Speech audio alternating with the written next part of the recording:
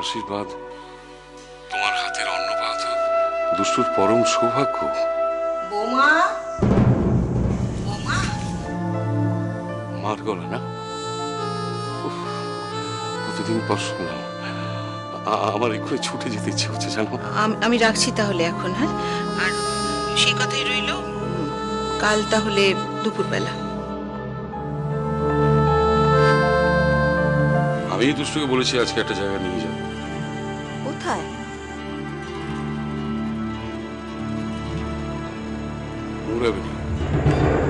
মানে? জানি তো মা এসছে, দুষ্টুর বিয়ে, তাই। তাই? হ্যাঁ, মায়ের আশীর্বাদ দুষ্টু নেবে না। তাই বলে তুমি ওকে ওই বাড়িতে নিয়ে যাবে? কেন? ও বাড়িটা যে একটা নরক সেটা তো কেউ আমাকে বলেনি।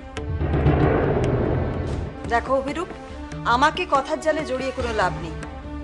দুষ্টুকে ও বাড়িতে নিয়ে গেলে তোমার সম্মান বাড়বে কি? সত্যিটা তো দুষ্টু জানে, তাছাড়া ছোটবেলায় দু একবার গেছেও তো। হ্যাঁ, যখন গেছে তখন গেছে, বড় হয়ে তো যায়নি। আর এখন ওর সামনে অতীতটা তুলে আনলে ওর মনের উপর কি রিয়াকশন হবে সেটা ভেবে দেখেছো?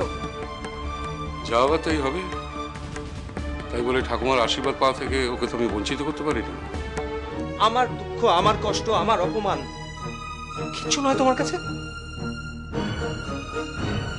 আমরা একই বাড়িতে থাকি দুজনে, তবু ওই লোকটা আমার জীবনটাকে ক্ষত বিক্ষত করে দিয়েছে। অত দূরের কথা কেন বলছি না, আমার সঙ্গে দেবশ্রীর বিয়েটা আটকে আছে শুধুমাত্র ওই লোকটার জন্য। আর আজ ওর নিজের মেয়ের বিয়ে ঠিক হয়েছে, সেই কথাটা সে এই বাড়িতে বয়ে বলতে আসছে। মা, তোমার একবার আমার কথা মনে হয় না? আমার কথা একবার ভাবতে ইচ্ছে করে না তোমার? মা, তুমি এত অন্ধ, এত স্বার্থপর, এতটা বিবেকহীন তুমি।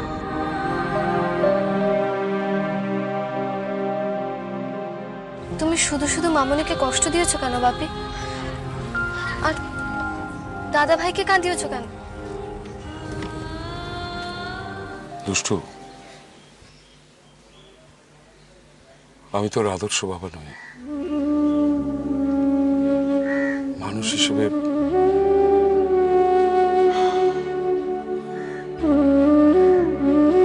আমি খুব ছোট, খুব। আমি তোকে আমার প্রাণের চেয়ে বেশি ভালোবাসি দুষ্টু। আমার চোখে দেখা আদর্শ মানুষ তোর মামনি। আমি একা হলেও, আমার কেউ না থাকলেও তুই একা নোস। সবাই আছে তোর, তোর সবাই আছে মা। তাই আমি তোকে নিয়ে যাচ্ছি তাদের চিনিয়ে দিতে। তার বাবার অপরাধের জন্য ফুলের মতন ফুটফুটে মেয়েটা কেন শাস্তি পাবে বলতে পারিস? আমরা ওদের বাড়িতে গেলে আমাদের তাড়িয়ে দেবে না তো বাপি? না মা, তুই তোর মামনিকে চিনিস না। তোর মামনি ওর প্রাণ থাকতে ও কখনো আমাদের সঙ্গে দুর্ব্যবহার করতে পারবে না, কোনোদিন না। বাপি, আমি ড্রাইভ করি? না মা। কিন্তু তুমি ড্রাইভ করলে তো অ্যাক্সিডেন্ট করবে। কেন? চোখ দিয়ে তো জল পড়লে রাস্তা তো ঝাপসা দেখবে। চল আমরা যাই। দাদা ভাই তুমি যেও না, দাদা ভাই তুমি না খেয়ে যেও না। আচ্ছা তুমি না খেয়ে গেলে পরে আমরা কি করে খাবো বলো তো, তুমি বলো। আমি তুমি আমার জন্য চিন্তা করো না, আমি বাইরে কোথাও খেয়ে নেবো। তার চেয়ে তোমরা মন দিয়ে তোমাদের পারিবারিক সম্মেলন করো।